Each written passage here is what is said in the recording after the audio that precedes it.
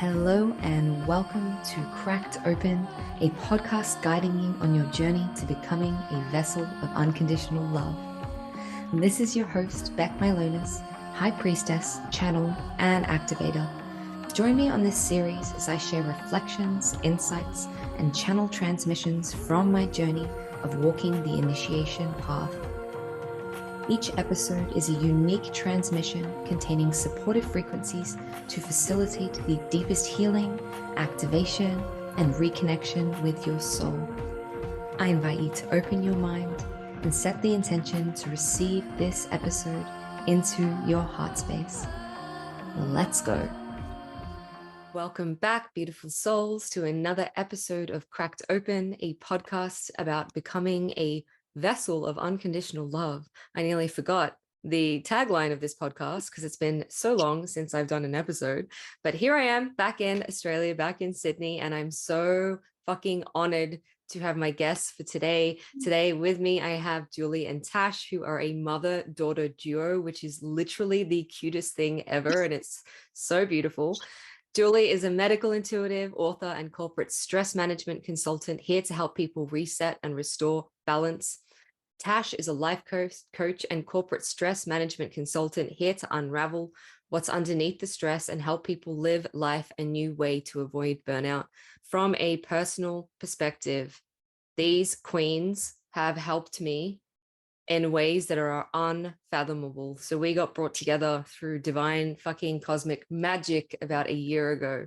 And we had the privilege and the pleasure of weaving with each other. So I was doing some work for them within their grids, within their marketing, and they were supporting me in my journey of just clearing some mother stuff and clearing some self-belief stuff. And honestly, these shifts that I had work, and I still work with them from time to time. So it's just an ongoing relationship, but the shifts that I was able to have held in their energy, held in their space, held in their support were cataclysmic. I want to say they were massive fucking paradigm shifts.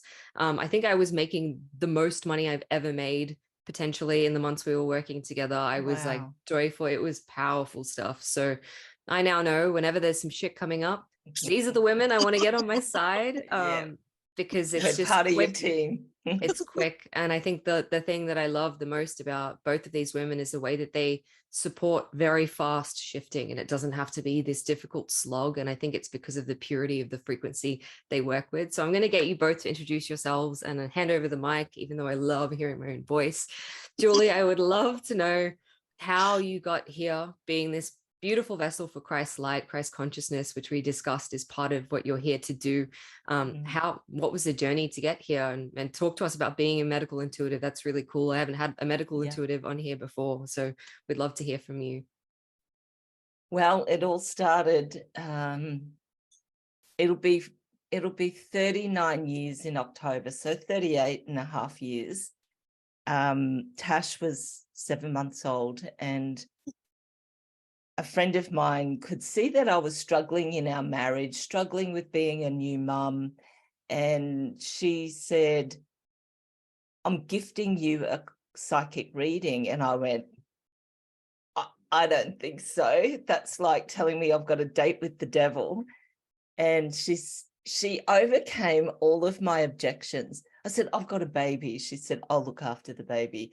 I said, I can't afford it. She said, I'm paying for it. I said, I haven't got any petrol in my car. She said, I'll put petrol in your car.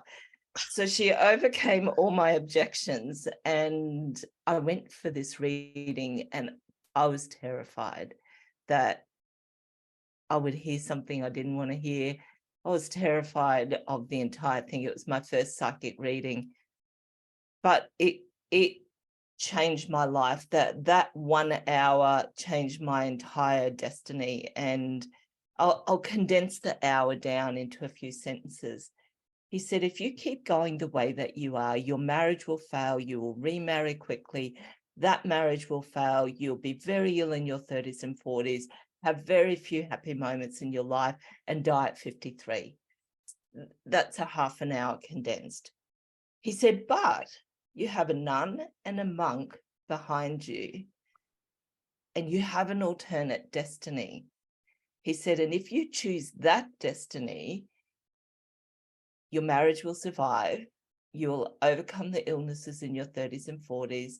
You'll have many happy moments in your life. You'll live into your 90s and be of great benefit to the world. He said, you have a special gift of X-ray vision and you can see inside of people's bodies. And I said, that's great. How do I do that? He said, I don't know. I'm the messenger. You have to figure that out. So I've just been married 40 years. I'm 63. The day I turned 54, I sobbed my heart out because I knew that I had done it. But the journey between 25 and 54 was incredibly tough. And so I had to learn all of this stuff. There wasn't such a thing as a medical intuitive back in 1984. It hadn't even been coined. There were no books to read. There was no internet. There was nothing. So I just lay on the bed at night and I said, God, if you want me to do this, you have to show me how. And that's when I started getting the visions, and I started developing all my clairs. And the next year, a few years later, 1987, I started a psychic development course. And so I undertook education, but not only did I undertake education, I practiced every single day, expanding my gift, if that's what you call it. And that led me to being on TV in 1994 and 1996 on the TV show The Extraordinary. And what I didn't know was that my life was about to blow up because nobody had heard of what I was doing. And the TV station said their phones melted because the switchboard crashed. And I received tens of thousands of letters because it was all snail mail back then. And I replied to all of them. I had to I don't even think that we had photocopiers at that point. I had a Gestetner machine, and you went like this, and so we sent all these we called them standard letters, and replied to everyone. And it took me 3 years of working every day to help all those thousands of people. And then I got sick. Like, we talk about burnout today. I actually left my body and went through a hole in the ceiling because I was completely empty. I may have even got crossed over. I can't remember. And Frank said to me, what's the matter? I said, I just want to find a hole, crawl in it and die. And he said, well, you can't. You've got 2 children. And that's when my healing started. And, it's been a journey of discovering how to be well, how to overcome burnout, and still serve the world, manage my energy, protect my energy. It's been an incredible journey. And, what drives me today, Beck, is that I pass on this knowledge before I die. I don't want all of those decades because it's nearly like 40 decades, 4 decades, 40 years. 40 decades. Goodness me, 40 decades, 40 years since I've been on this journey.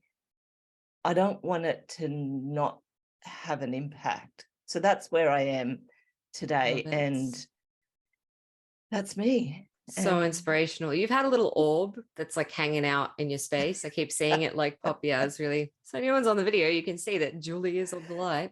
There's some orbs hanging out. I love this story because a lot of the people that I've had on here are kind of like my generation, Tash's generation, maybe a bit older. And a lot of us are self-initiated. I was fully self-initiated as well, in that like spirit initiated me directly. But there's a lot of us who have been able to Google shit and be like, oh, I'm not fucking nuts. This is a Kundalini awakening. I'm not crazy. There's other psychics. So really, like, your generation, just so much reverence and fucking respect, because you were doing this before the internet. You were doing this before it was cool to like stand up and be a priestess on Instagram. You were doing this before it was mainstream. You are the OG, like you're the OG, but the, like, I want to say not balls because we're females, but the ovaries, the kahunas, you know, the grit to do that and to stand up is like, that is a strength that, you know, maybe some of us have experienced it in past lifetimes, but in this lifetime, to have those of you paving the way forward, I just actually want to honor you, like, truly, and the previous generations and those in your kind of cohort and even before that, because without you guys being the first ones to stand up and say this stuff and blow up the switchboards and whatever, I don't think I'd be getting up here with a podcast where I'm channeling aliens and I'd be like, oh, this is not scary at all. Like, you know, it's just without you guys, we wouldn't be here. So thank you. And I see you. And there it is, hanging out, old mate. Yeah, I really, really just want to acknowledge that, because I think we all need to acknowledge that. There's an entitlement, I suppose, that comes with us now, and we want to be faster and we want to be further ahead, not realizing the things that have had to be paved for us. So there's like reverence and respect for previous generations that we really need to have. And then going back to like our ancestry, the indigenous people, like all of this, we really need to respect that. Yes, we can do it really fast now and it can happen really fast. But look at where we came from and honor those people, because I think they're not honored enough and recognized. So that's my little drop in. Tash, my love, working with your mom, that's got to be, you know, you guys have a beautiful relationship, but it's I'm wondering how that was, having a mom who's so in this world. And were you in this world as well? And when did your gifts come online, and what brought you to the work that you're doing now? I mean, I guess they were from a child. I don't really remember, because I don't really remember my childhood at all. I don't have memories. But Mum has shared some stories of like going and visiting people and seeing auras and stuff when I was a kid, like a young kid.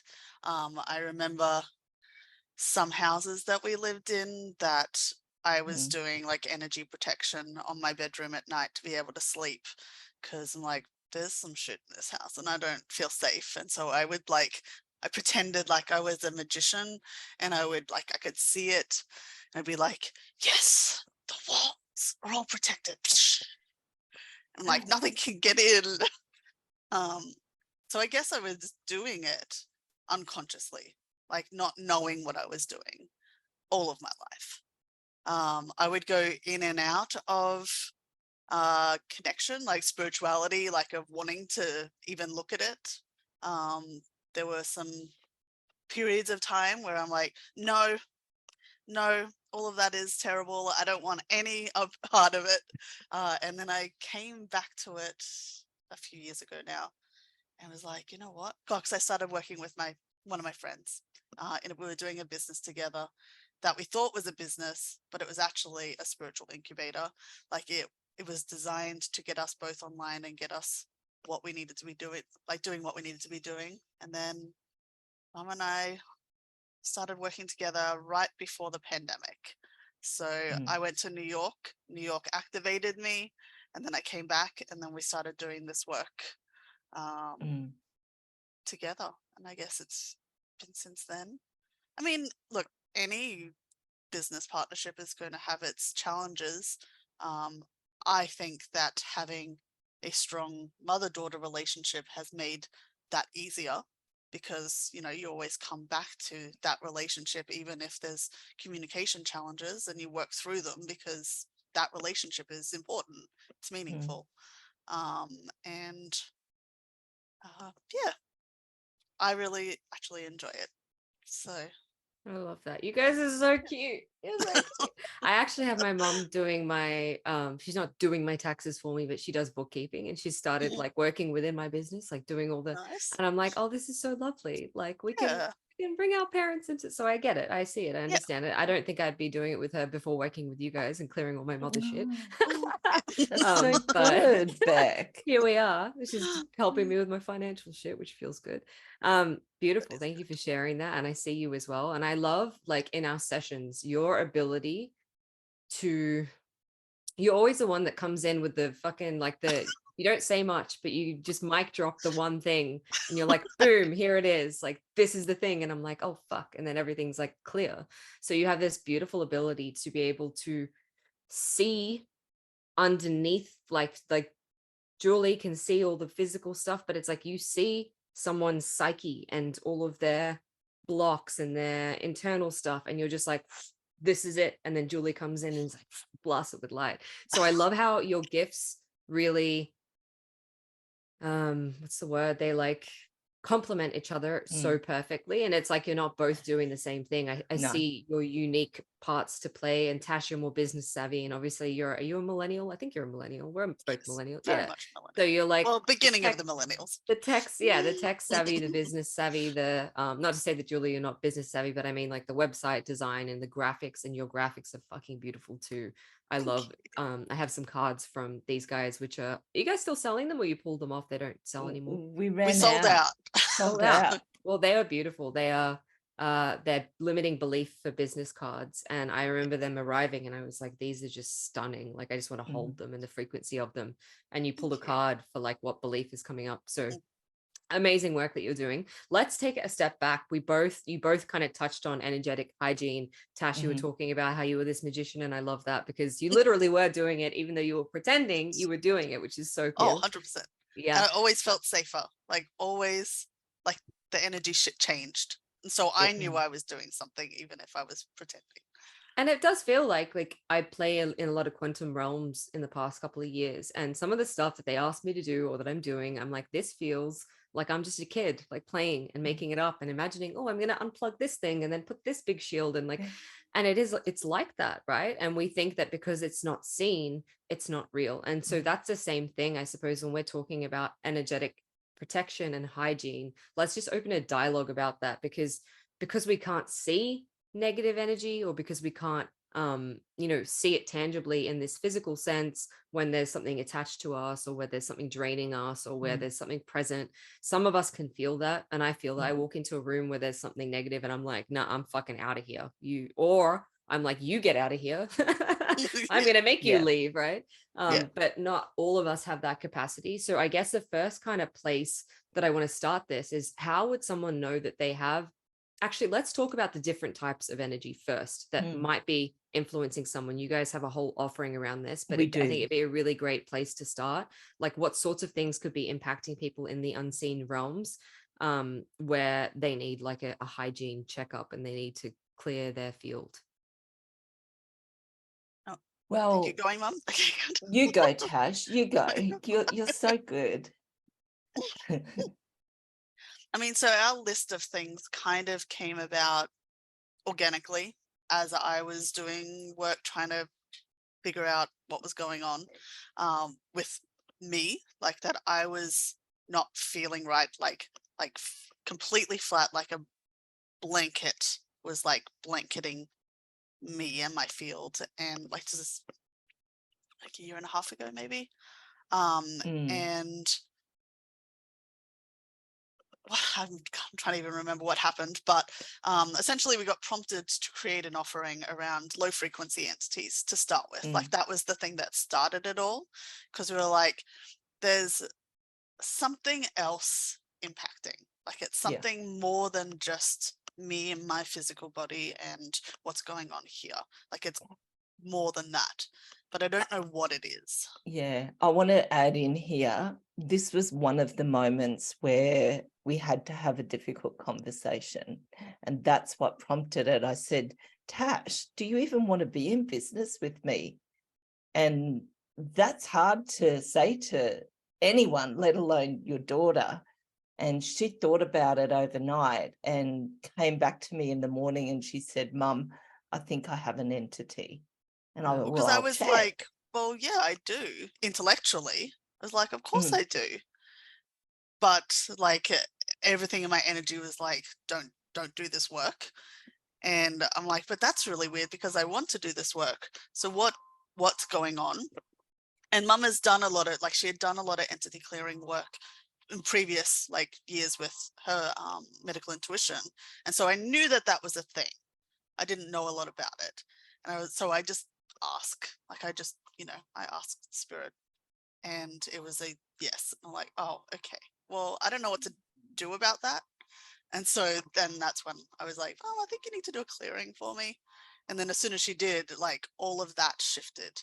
And so as a result of that, we discovered like the low frequency entities, which are like beings on, energetic beings, but that at the dense energy level, like not the high frequency, like light beings that we might, and your listeners might work with.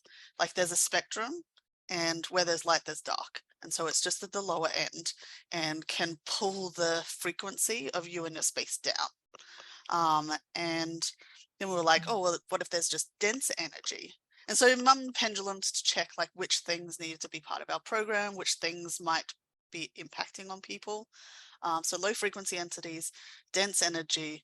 We discovered tethered ancestors. So like there were ancestors within like my apartment building. There were just like tethered ancestors attached to the land and the buildings, and like they had their own unhealed trauma that was playing out.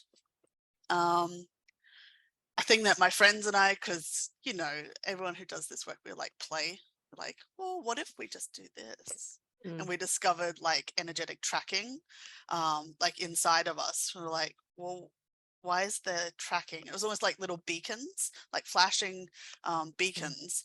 They're like, well, that's not good. I don't want. How I relate to this is seals. Like I think of them as seals. There's another word which I've had someone on here, I think, talking about it. Like they're seals. They're like little disc sort of, they're like tracking devices. They're being sealed, and seals can also be used to, this is more of a galactic kind of framework of talking about it, but they're also used to cap you in certain limits, like in so say like a seal to cap your abundance, or like your happiness set point, or your ability to feel XYZ. So there's seals that are similar to tracking. So you guys should look into feeling into seals as well. But as you were talking about tracking, I saw a seal in my mind, and I was like, when I did the clearings with you guys with the tracking, I didn't see that, but now I see, oh, they're seals. It's a similar kind of technology. Okay. Yeah. I mean, I do think of it like galactic technology, like, and yes. So I just was like, well, the idea of tracking to me was like, well, if there's tracking in place, then they can come back.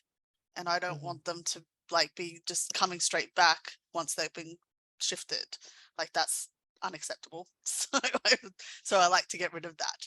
And these things kind of came up during our client sessions. Like we would just go, well, what if we did this? Like what would happen? So a lot of this work is experimental of, well, what are you showing me? Like what symbolism are you showing me? What impact will that have? We're like, okay, well, and this is what's happening within someone. What can help with that? Like what can shift that? And just then following the visions. Another really interesting one that you guys brought up that I was not even aware when we were working together, the open portals. So talk about the open portals, because I think that's something that like when we were playing in these realms and like whatever, you don't realize you're fucking opening portals of the dimensions. Like I was doing that and not realizing, I mean, I knew that I was doing that, but I didn't think, oh, I have to then close the portal. So things can't come in. And I mean, I didn't even think about the fact that I was opening portals to the work that I was doing, and that that even other people can unintentionally. So at the time that all this was happening, I had a very violent neighbor, and there was definitely like open portals on their side of the wall, and I had to be doing a lot of protection between their side and my side. And eventually we got them moved on. Energetically, we're like, come on, apartment, I need you to get on board. I need you to get rid of this person because it's not serving. And they moved on, and it's been amazing since then. But like, just like when you're in a communal space, is being conscious of the energy that's not just yours, like that everybody else is bringing. Because we're in an apartment building with hundreds of people, and It's just monitoring that energy. So I guess, no, that was moving on to the next bit of like how you know. Yeah, like great. That's what I was going to ask you. So when you're not sensitive to it. But I think that people probably are sensitive to it. They just don't have the language for it. And so they can feel when something's off. But because we're so conditioned to the physical world, we assume that it's us and like we own it. We're like, well, I'm feeling this way, therefore it's me and I'm doing something to create that. Whereas now I always ask questions that are like, is this mine? Is this feeling belong to me? Like, usually no, because a bit of a sieve. My Pisces energy is like, I just want to feel into everybody. What's everybody doing? And like, just tighten the boundaries a bit more of like, I don't have to be feeling everybody's energy constantly. And I don't have to try and do something about that. Like, that's not mine. And is like starting to take personal responsibility for like my side of the street, like keeping my side of the street clean. And that's part of the work that I guess I do for myself. You can go, Mum. Or Beck, if you have a question. Yeah, no, go, Julie. I was feeling into where to take it, but maybe Julie has something to add here.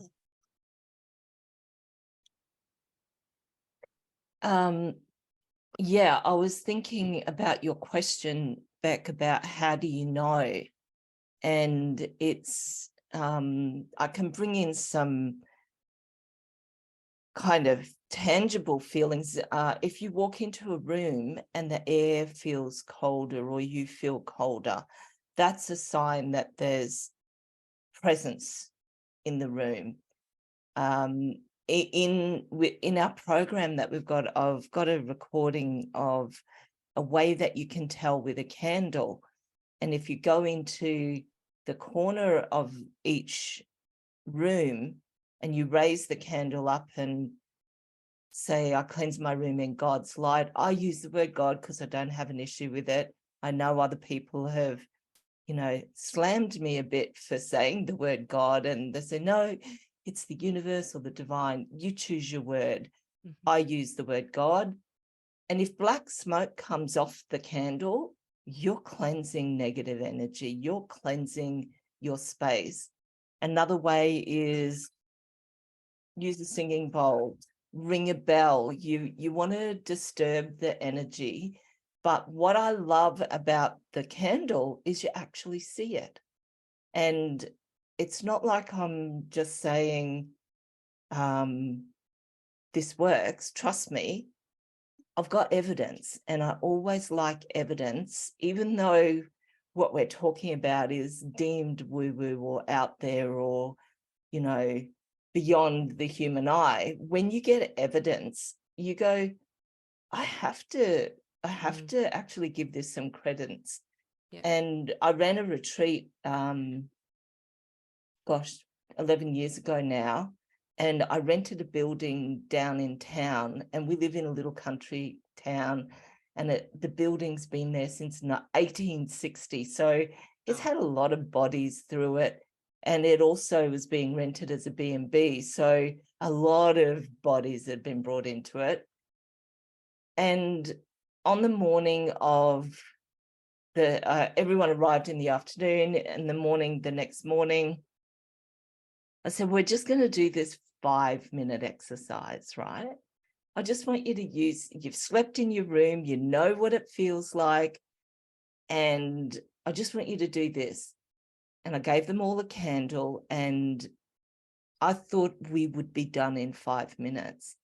1 hour later, everyone was still cleansing their rooms with the candle. They just said the black won't go away. And I just said, keep doing it. Just keep doing it. There was black coming down their candle. They went down to like this far from a long house candle. And then when we were finished there, we did the lounge room, bathroom, and the rest of the house.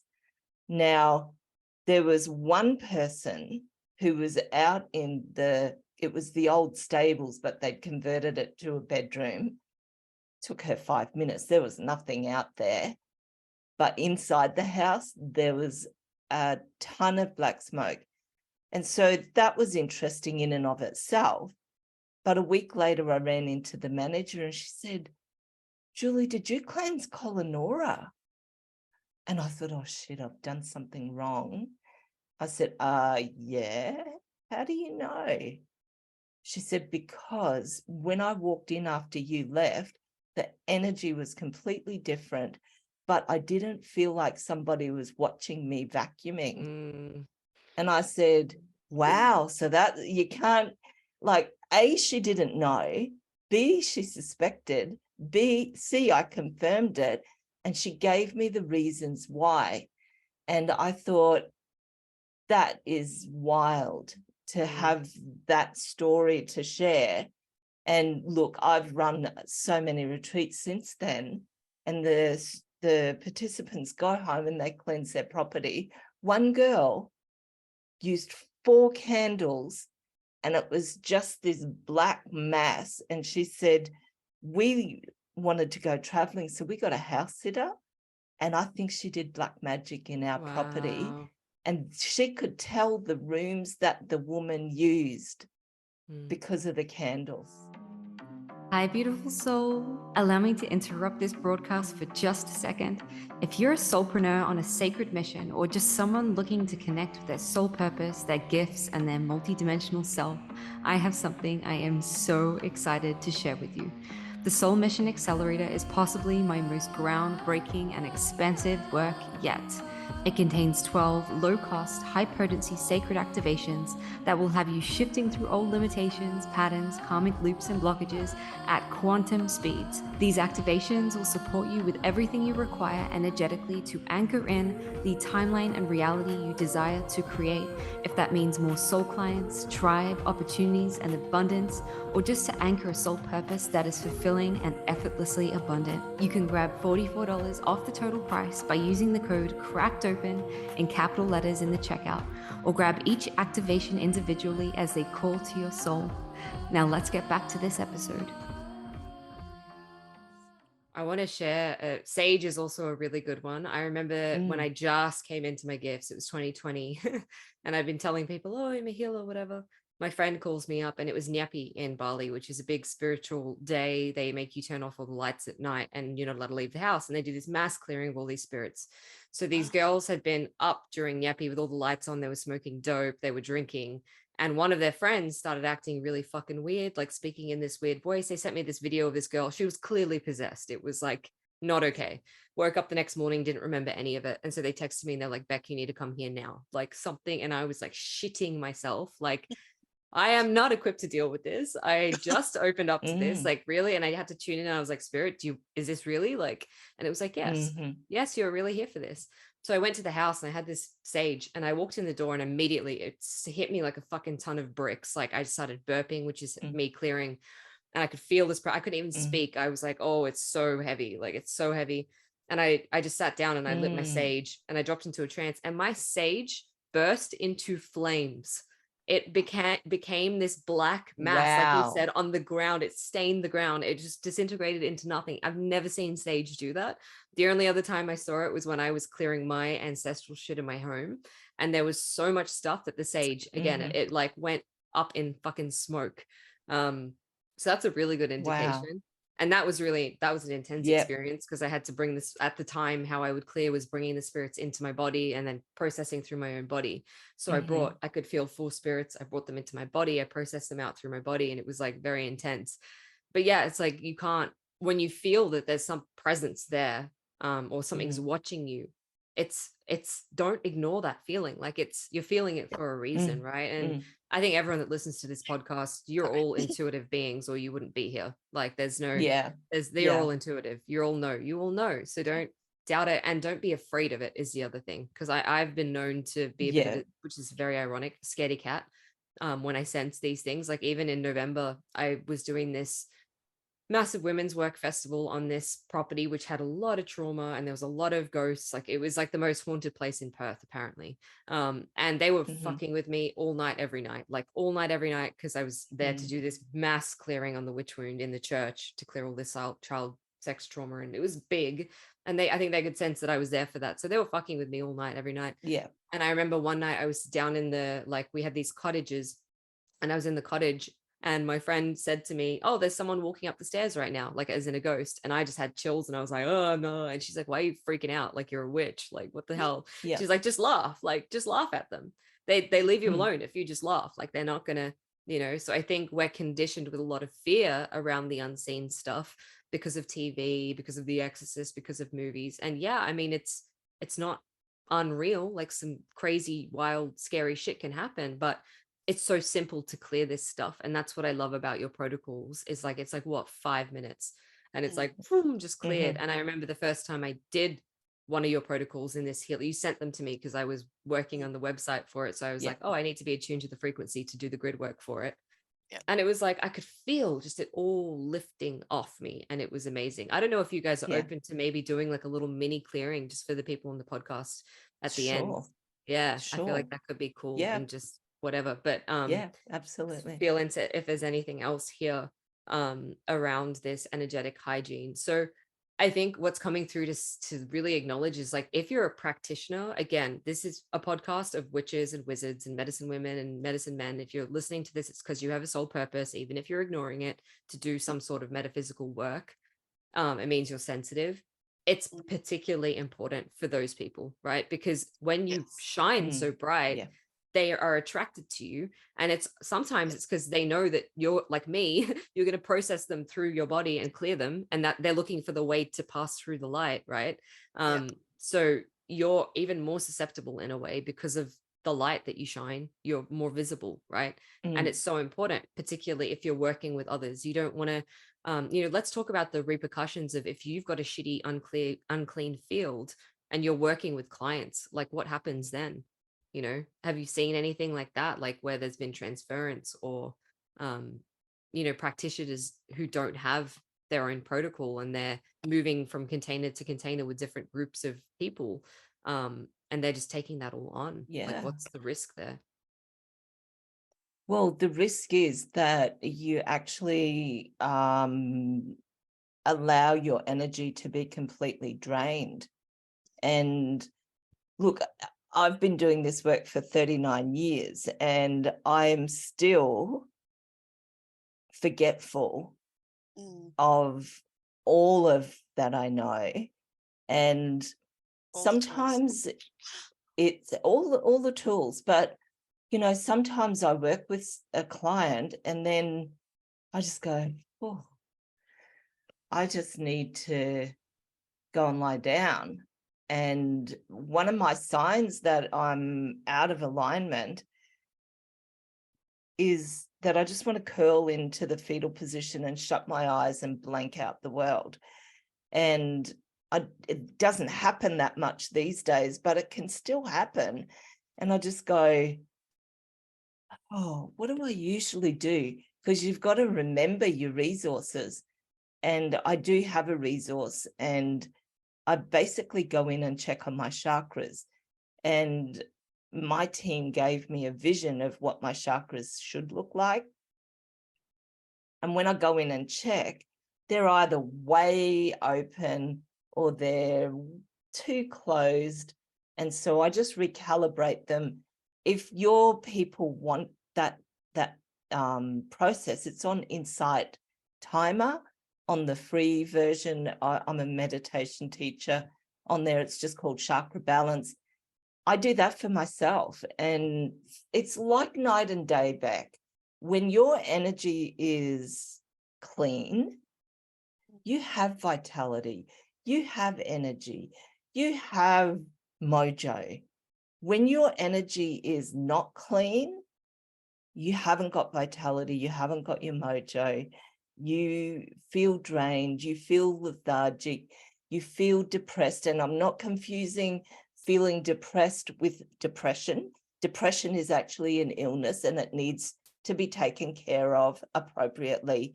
But we can feel depressed at times where we're flat, as Tash used before, and our energy is down and we can't be bothered to do anything.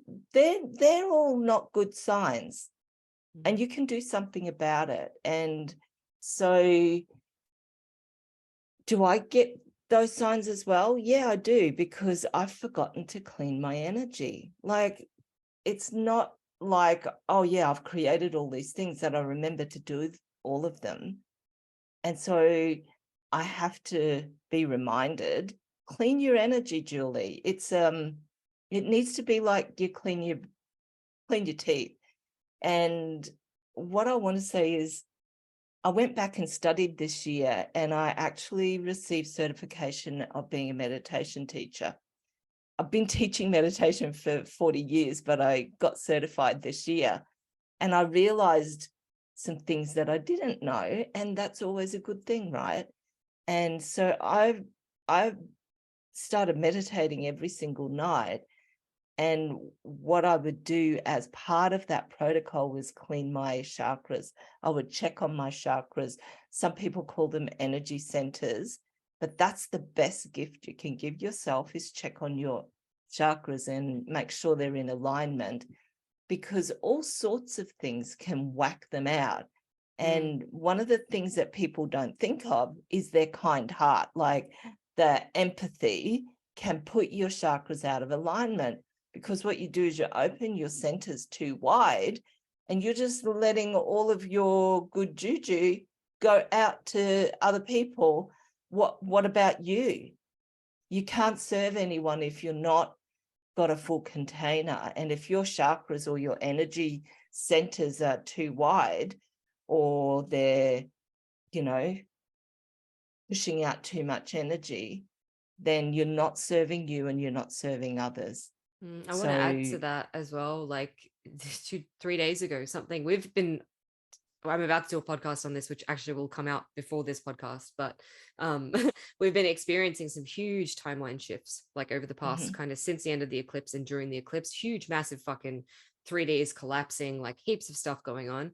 And I had to check in with myself a couple of days ago, and my guides were like, you need to recalibrate all of your chakras and all of your systems, because they're all off. So whenever we have these photon blasts or light blasts or whatever they are, blasts off the sun, coronal mass ejection, whatever they're called, right? I don't know the terminology. I think that was the terminology. Solar flares, or cosmic energy, or timeline, any of this stuff going on collectively literally knocks your system off balance. So it's like, I was feeling so fucking wonky, and I had to get in there and recalibrate them and start to spin them. And the other thing I noticed was that my Merkaba had stopped spinning.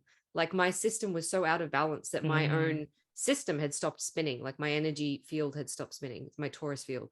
So there's certain things that are happening within our field that make us feel not well. They make us feel knocked off balance. Where I wanted to take it was, I'm curious, because I know that a lot of people who listen to this would identify as highly sensitive people, empaths, that sort of thing. And I know one of the struggles that I really had in the past, I'm getting better at it because I'm shielding the fuck out of myself all the time, was feeling drained from the collective energy a lot. Like, whenever this stuff is going on, they're not only clearing their own stuff, but they feel like they're clearing collective stuff. So what would you have to say to people who are going through that? Or how could you support them in a way so that maybe they don't have to? Like, why would people be clearing all that stuff in the first place? I mean, I think our natural tendency of compassion is to want to lighten the load for everybody. But that doesn't always serve us. And that if our vessel isn't functioning optimally, we can't actually do our work. So look, I just ask a lot. Like, I just ask my spirit team to do stuff, because I'm like, well, I don't have to do that by myself. Like, I tend to put a lot of load off myself and be like, is it required? Like, is it required that I clear the collective right now? Like, if it's no, and they're like, okay, well, can you just disconnect me from that then? Like, allow whatever is meant for me to come to me, but everything else, just send it back. Like, I'm just a send it back. Like, send it back with love and light, because I want it to be better than how it came to me. So I'll always send it, return to sender with love and light. Like, anything that doesn't belong to me. Like, just touching on the, like, what the risk is of not doing it, like of not cleaning your energy, is that you start to not be able to tell the difference between you and everybody else. Yeah. And so the lines get blurred, and then we start to own some of the stories that aren't our stories. Like we start to like identify with them instead of going, oh, that's totally you. Like that's a you thing. That's not a me thing. And I can separate that energy. And then you just get bogged down and you get too full. And like the collective stuff that goes on starts to be, I'm too full. Like I'm too full of everybody.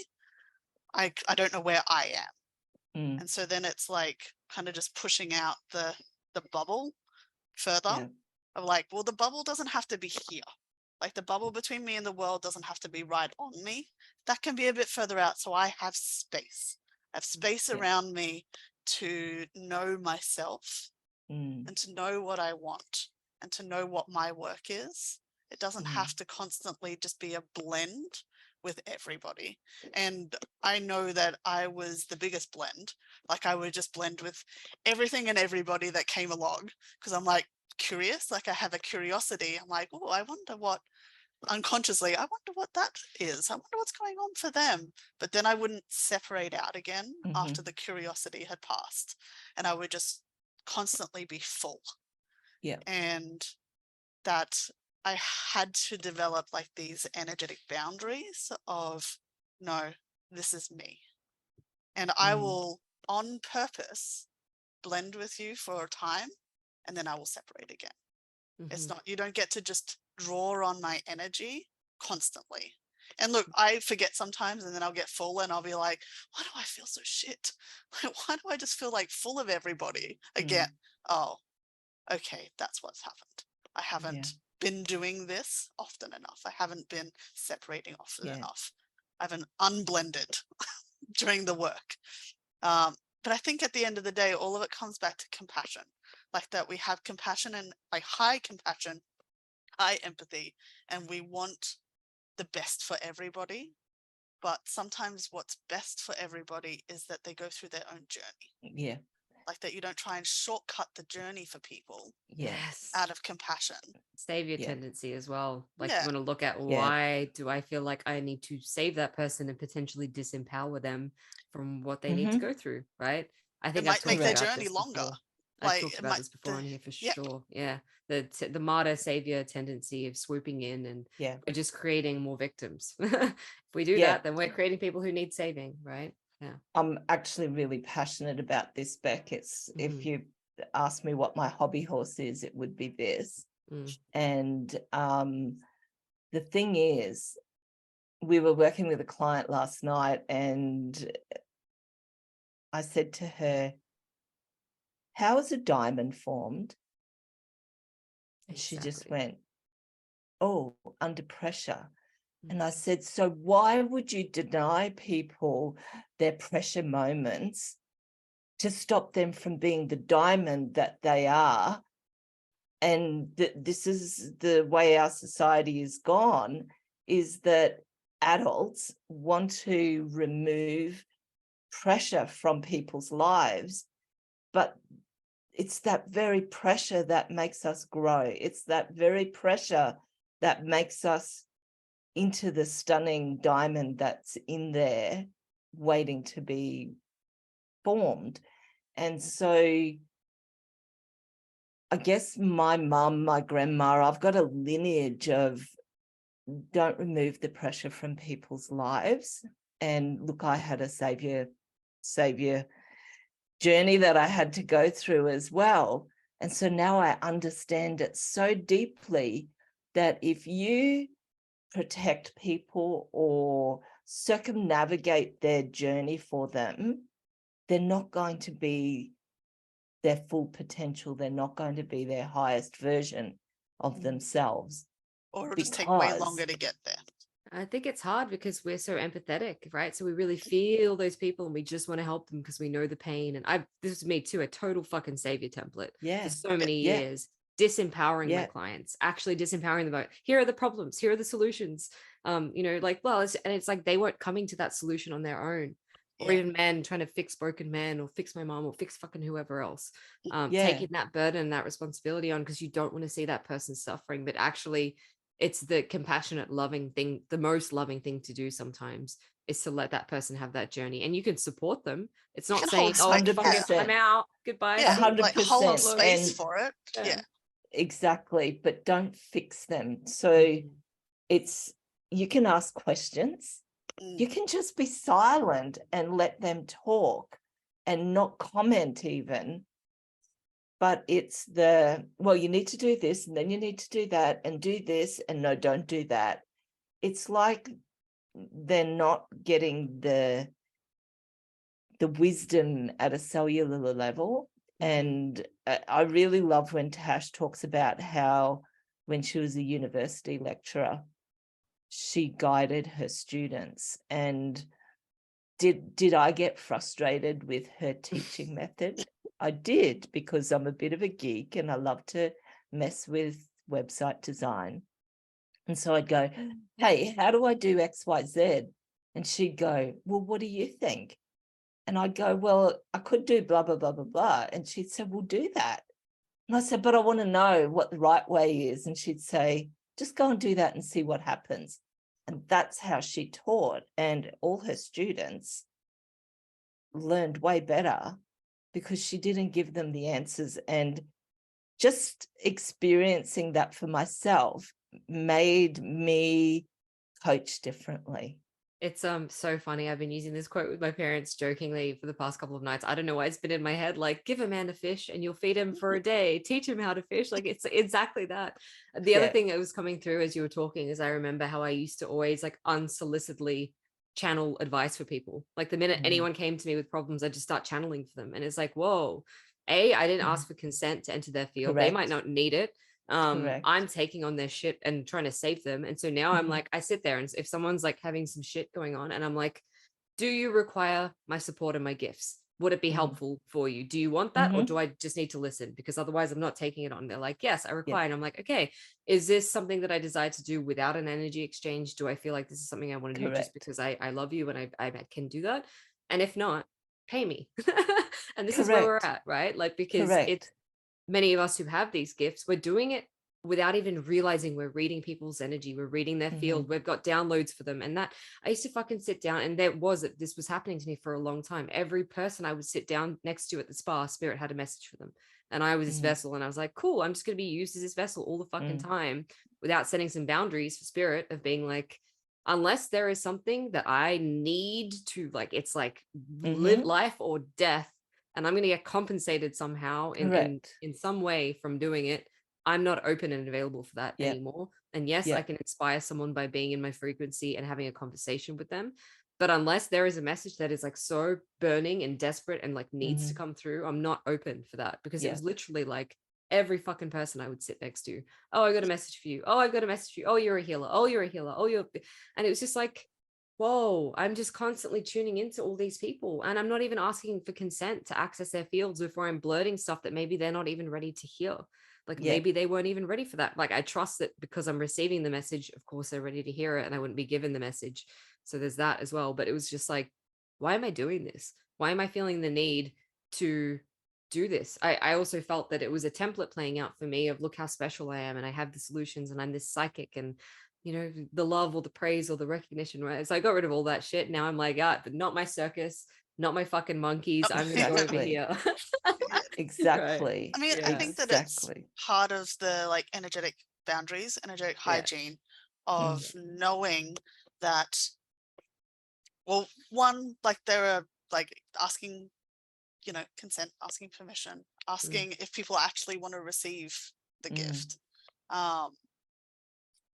And I've completely lost, like it just it like flowed out of my head. Like, no, it was really important about energetic boundaries. And they're like, well, you missed your moment. Like, no. Was it about tuning into everyone and everything all the time and being used like without, because I feel like that's the thing too. We think that we have to do it because we have this gift. It's like, no, I'm feeling the collective energy, and so therefore I have to clear it. And it's like, no, we get to say, hey, I don't want to fucking, I release all these missions of clearing collective shit, and I don't want to do it anymore. Give it to some other fucking person who hasn't figured that out yet. No, I'm over here channeling other things. it was like that you get to decide how to do your work. Like you get to decide what kind of vessel you are. Like you get to set parameters with spirit. It's not the other way around. It's not that they get to decide and then we just have to like it or lump it. Like you get to decide when the messages come through. If you're like, in the middle of the night is not the best time for you to be giving me these downloads, say that. Like, I need it to be this time that I'm setting aside, because I'm setting this time aside to do this work. Bring them through then, please. Like, you get to decide what works for you. And I think we've been fed this like lie that we are a passive participant, but no, we are an active participant in the work. We are required, because they can't work in the physical without a physical vessel. But it doesn't have to be a one-way street where you're just receiving all the time. Like, you get to decide what that looks like. And it also feels very conditional as well to live in a universe where we have this codependent fucking relationship with Source, where unless we show up and do our fucking gift all the time and we serve and we burn ourselves out, then we're not worthy of receiving. It's like, no, I am actually, yes, I'm here to channel for you and be your vessel and, you know, serve the highest good. But I also have my own desires. And yes, you know, sometimes the ones that you have in mind for me are better, but also I get a say in what I'm not enjoying. That's called free will, right? Yeah. And when I had that clairvoyant reading when I was 25, I thought, oh, so I have to save the world. That was what I thought. So I thought that I had to do whatever to help everyone, and that I didn't have a choice. I really believed that. And that's why I literally burnt out to the point where there was no chi energy in my body. And then this is the thing, that people come, and I'm not dissing on people who are friends, but what I found was that people were nice to me and made me feel like they were my friend, and they wanted this thing that I could do, but it wasn't a two-way street. It didn't come back the other way when I needed support or I needed something. They'd hang up. They'd say, I've got to go. And I'd think, what just happened? And so it took me 10 years to figure out that I had to have boundaries around my gift. And I had to say to people, you know what? I'm not playing with this anymore. That's what my clients pay me for. If you want to be my client, then be my client. And all these people just fell out of my life. And was I sad about that? I was sad about some of them, because I thought that they were my friend, but they weren't. And the impact of that was, whoa, I had so much energy. I had so much joy. I actually learned to laugh again. I learned to enjoy my life again, because I didn't have all these people siphoning from me that I was doing, thinking that I was doing the right thing. And I was lying in bed and I went, okay, I don't have to physically touch the lives of every human on the planet. What is it that I am doing? And I was shown a still pond, and I saw a drop of water come down and touch that still pond. And then I saw the ripples go out to the edge. And I went, oh, I just work with the first ring. I don't have to work with everyone, because they'll then work with their first ring of influence. They'll work with theirs. So the teaching or the message that we have, if we just share it with our first ring of influence, then if it's meant to continue the ripple, they will share it with their first ring of influence, and out it goes. And we know that there's 6 degrees of separation to anyone in the world, right? And I just, that calmed my nervous system like nothing else I'd had revealed to me. And so now I just work with the people that come into my field and they pay me. I think that's and there's an exchange. It's so beautiful what you just, that analogy of the ripples and the I think a lot of us feel the amount of people we're here to touch, and we don't realize that we're not directly going to actually individually, like, because I always feel this massive fucking influence I'm here to have, but then I don't realize I'm helping leaders and priestesses who are then helping 20, 30, 40, 50, hundreds, you know. And so maybe I'm not directly impacting those people, but my essence, the work that I'm doing, whatever it is that I'm sharing is reaching those people, who then is reaching those people. And maybe I'm not here to directly, I don't really think I want to work with fucking millions of people one-on-one. Like, that's exhausting.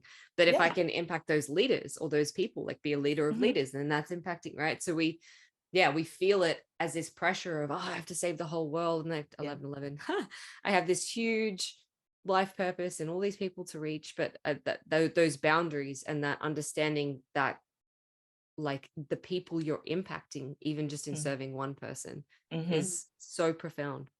I would love for us to move into a bit of a clearing, healing, little something. I feel like we're just going to channel this and it's going to be perfect, and I trust you. I also feel to support this because I feel like it's maybe going to be a lot of frequency. So if you guys are ready, to our beautiful listeners, I would love for you to be open to this, because I know that there's going to be some magic here. So if this resonates and you feel it, I don't usually plug people on here like this, but go check out the energy hygiene course, because they are fucking powerful little clearings that they do in this course, and just check out their work. So if you feel it, here's the call, go do a thing.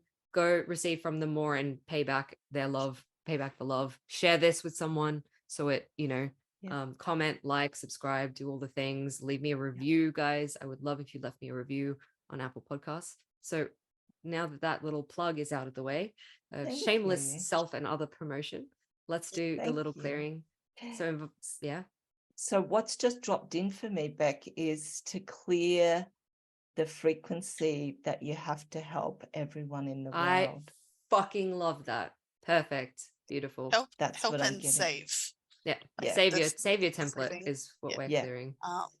Beautiful. But definitely, like, the helping, like that we want to help, like the compassion is a two-edged sword sometimes. And like sometimes helping is stepping back. Beautiful. So, all right. Now, I haven't got my computer set up, so you won't hear the singing bowl, but the frequency will actually be in the recording at the energy level. In the name of Jesus Christ, I call upon the spirits of light to stand guard at the doorway of our souls and to guide us in the ways of truth, love, and light, and protect us from the forces of darkness and deception. Amen. I invite the guardians and the ancestors and all the subtle realm beings to join us in this clearing today. And in this clearing, we are clearing the frequency of the savior complex, of feeling that, whoa, there we go, that we have to clear and help everyone who asks us, that we have to rescue them from their own journey because we know better. We are clearing that frequency out of your field. Oh, there we go. Okay. And you may be feeling this in your abdomen and your solar plexus and your diaphragm, cutting off the air from your lungs. There we go. We are clearing all of that frequency out of your kidneys, all the way out, and your heart, out of your heart, clearing it into the light. We are clearing all of the frequency, that's it, of the savior complex, that we have to rescue everyone who needs help. I call upon Grandmother Tree to draw down into the root system of all of the plants on the planet any residual frequency of the savior complex all the way down into the earth to be neutralized. And any that needs to be cleaned in the magma core is being sent to the magma core. Ah, now I can breathe. Now we are bringing in the frequency that we are filled with compassion to allow others to journey on their highest path. Beautiful. And we are bringing in the frequency of speak when invited. Beautiful. And we are bringing in the frequency of fair exchange for the work that we do in the subtle realms. Beautiful. Oh, here we go. Now we are balancing that. Oh my goodness. Through the 7 bodies, physically, emotionally, mentally, spiritually, aurically, energetically, and etherically. Oh my goodness. Just feel that energy. Now we are calibrating that all the way back to the very beginning of your soul's journey, all the way back to the very beginning, and we are washing it through all of your lifetimes, memories, experiences. There we go, all the way through to now. And now we are splashing it out along every potential timeline, all the way out. See it, feel it, know it, sense it, be it. And collapse it all the way back down into now. That's it. And feel every cell in your body resonate with that new frequency of compassion for letting others do their journey, speaking only when invited, and receiving fair exchange for your subtle realm gifts.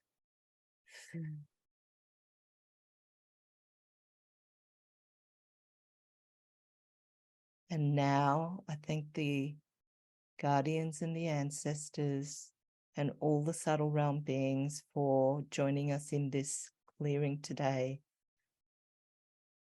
I returned through any open portals, anything that's no longer required, and I close those portals down. Retract all outbound connections and release all inbound connections, and I draw back every part of your soul back into your body so that you are full, whole, and complete. And it is done. Thank you, thank you, thank you. Wow, that was massive. Massive. I was expecting it to be, but you know. Amazing, guys. So if you felt that, do not hesitate to reach out to Tash and Julie, leave a comment, leave them some love, because that was just a pure act of service and devotion and love. Guys, if people want to come find you and follow you, how can they do that? They can come to julietash.com. Mm-hmm. We have a TikTok account. There's lots of videos on our Julie Tash TikTok account that are inspiring.